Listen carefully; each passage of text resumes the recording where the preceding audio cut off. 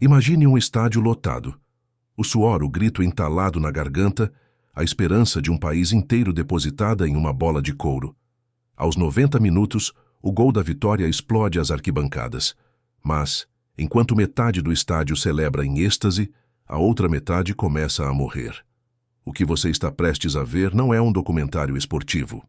É o relato de como uma partida de futebol serviu de camuflagem para um massacre, que ceifou 3.000 vidas em apenas 100 horas. É o paradoxo brutal de vizinhos que compartilhavam a língua, a fé e a miséria, mas que decidiram resolver suas diferenças usando baionetas e caças da Segunda Guerra Mundial. Hoje, você vai entender como o esporte mais amado do mundo foi o gatilho para uma das guerras mais curtas, bizarras e sangrentas da história moderna. Para entender o sangue derramado em 1969, precisamos olhar além do campo e focar na terra. O verdadeiro antagonista desta história não era um atacante habilidoso, mas a geografia e a desigualdade. El Salvador, o menor país da América Central, estava sufocando. Imagine um território minúsculo, com a maior densidade populacional da região, controlado por uma elite de 14 famílias que detinham quase todas as terras aráveis. Do outro lado da fronteira, Honduras era o oposto, vasta, pouco povoada, mas dominada por empresas bananeiras americanas. Para o camponês salvadorenho, Honduras era a terra prometida, a válvula de escape para fugir da fome. Mais de 300.000 salvadorenhos cruzaram a fronteira ilegalmente ao longo de décadas, estabelecendo raízes, criando famílias e plantando em solo hondurenho. Mas a hospitalidade deu lugar ao ódio. O governo hondurenho, acuado por pressões internas e greves, precisava de um bode expiatório para o fracasso de sua própria economia. E ele o encontrou nos imigrantes. A dor aqui era a sobrevivência básica. De um lado, o governo de Honduras iniciou uma reforma agrária que não tocava nas terras das grandes empresas, mas expulsava violentamente os colonos salvadorenhos de suas casas. Do outro, o governo de El Salvador temia que o retorno em massa de milhares de camponeses sem terra gerasse uma revolução comunista interna. A tensão era uma panela de pressão prestes a explodir. Só faltava uma faísca. E essa faísca veio na forma de uma bola rolando para as eliminatórias da Copa do Mundo do México de 1970. Não eram apenas 2 times em campo, eram 2 regimes ditatoriais jogando suas próprias crises nas costas de 11 jogadores. O clima nas ruas de Tegucigalpa e San Salvador já não era de festa, era de pré-guerra. Os jornais de ambos os lados começaram uma campanha de desumanização que transformou vizinhos em monstros. O cenário estava montado para o caos. O primeiro jogo em Tegucigalpa foi um presságio do que estava por vir. O time de El Salvador não dormiu. Durante toda a noite, torcedores hondurenhos cercaram o hotel da seleção visitante com buzinas, pedras e rojões. O resultado foi uma vitória magra de Honduras, 1-0. Mas o custo humano começou ali. Em San Salvador, uma jovem de 18 anos chamada Amelia Bolaños, assistindo a derrota pela televisão, caminhou até a gaveta do pai, pegou uma pistola e disparou contra o próprio peito. Ela não suportou ver a honra de sua pátria ser humilhada no gramado. Amélia foi enterrada como heroína nacional, com o presidente da República e a seleção inteira seguindo seu caixão. O futebol tinha deixado de ser um jogo. Agora ele tinha uma mártir. No jogo de volta, o inferno mudou de endereço. Os jogadores hondurenhos foram escoltados por carros blindados. O hotel onde se hospedaram foi incendiado. Nas arquibancadas de El Salvador, em vez da bandeira de Honduras, os torcedores hastearam um pano sujo e rasgado. O clima era de linchamento. El Salvador venceu por 3-0, mas os jogadores hondurenhos saíram de campo agradecendo por estarem vivos. Na fronteira, o êxodo forçado se intensificou. Milhares de salvadorenhos cruzavam as trilhas da selva com apenas a roupa do corpo, fugindo de milícias civis hondurenhas conhecidas como La Mancha Brava, que marcavam as portas das casas de imigrantes para saques e assassinatos. O terceiro jogo, o desempate na Cidade do México, foi a gota final. El Salvador venceu por 3-2 com um gol dramático na prorrogação, Mas, enquanto os jogadores se abraçavam, as relações diplomáticas eram rompidas. O plano de invasão salvadorenho, guardado há meses nas gavetas do alto comando, foi acionado. Na tarde de 14 de julho de 1969, o céu da América Central foi rasgado pelo som de motores a pistão. A Força Aérea Salvadorenha lançou um ataque surpresa coordenado. Como não possuíam bombardeiros modernos, eles improvisaram. Aviões de transporte de carga foram adaptados, com soldados amarrando bombas de 100 quilos em cordas para serem chutadas para fora das portas laterais sobre as cidades hondurenhas. A solução radical de El Salvador era uma guerra relâmpago, o estilo Blitzkrieg, adaptado aos trópicos. O objetivo era capturar a capital, Tegucigalpa, antes que a comunidade internacional pudesse reagir.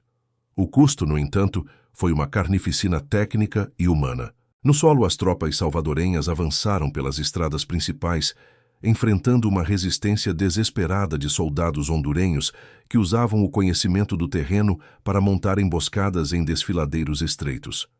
O que se viu nos céus foi um anacronismo brutal. Caças F-4 Corsair e P-51 Mustang, os mesmos que duelaram nos céus do Pacífico e da Europa 20 anos antes, estavam agora em um combate mortal sobre as plantações de banana. Foi o último capítulo da aviação de caça romântica e mortal da velha guarda, onde o piloto ainda olhava nos olhos do inimigo antes de puxar o gatilho das metralhadoras .50. Cada mergulho desses aviões significava dezenas de civis despedaçados lá embaixo, em vilarejos que sequer sabiam o placar do jogo que supostamente motivava o conflito. A ofensiva terrestre de El Salvador foi rápida, mas o custo logístico era um abismo. Em poucas horas, as tropas salvadorenhas penetraram 8 quilômetros em território inimigo, capturando cidades como Nueva Ocotepec. Para o soldado no fronte, a guerra era um pesadelo de lama e confusão. A comunicação por rádio era precária, e muitas vezes as unidades de artilharia disparavam contra suas próprias colunas de infantaria na densa neblina das montanhas. Honduras, embora pega de surpresa, reagiu com uma fúria nacionalista. Seus pilotos, tecnicamente superiores e operando a partir de pistas escondidas na selva, conseguiram paralisar o suprimento de combustível salvadorenho ao bombardear refinarias estratégicas e depósitos na costa. O impacto dessa guerra foi um efeito dominó de tragédias que a história muitas vezes ignora. O cessar-fogo, imposto pela Organização dos Estados Americanos sob ameaça de sanções econômicas esmagadoras, veio após apenas 100 horas de combate. Mas o estrago era permanente. El Salvador foi forçado a retirar suas tropas, voltando para casa com uma vitória militar técnica, mas com uma derrota social catastrófica. O governo teve que lidar com o retorno súbito de quase 100 mil refugiados que não tinham onde morar, nem terra para plantar. Esse excedente populacional, somado à humilhação de uma paz forçada, foi o combustível que alimentou as chamas da Guerra Civil Salvadorenha anos depois. Um conflito que duraria 12 anos e mataria mais de 70 mil pessoas. O efeito borboleta foi sentido em toda a economia da região. O mercado comum centro-americano, que prometia transformar a área em uma potência econômica unida, colapsou. Honduras e El Salvador fecharam suas fronteiras por mais de uma década, destruindo rotas de comércio e condenando gerações à pobreza extrema. O futebol, que deveria ser uma ponte, tornou-se um muro de ressentimento. Hoje, quem controla as narrativas desse conflito ainda enfrenta as cicatrizes deixadas em 1969. As disputas de fronteira só foram juridicamente resolvidas pelo Tribunal Internacional de Justiça em 1992, mas a tensão cultural permanece viva nas arquibancadas e nos discursos políticos.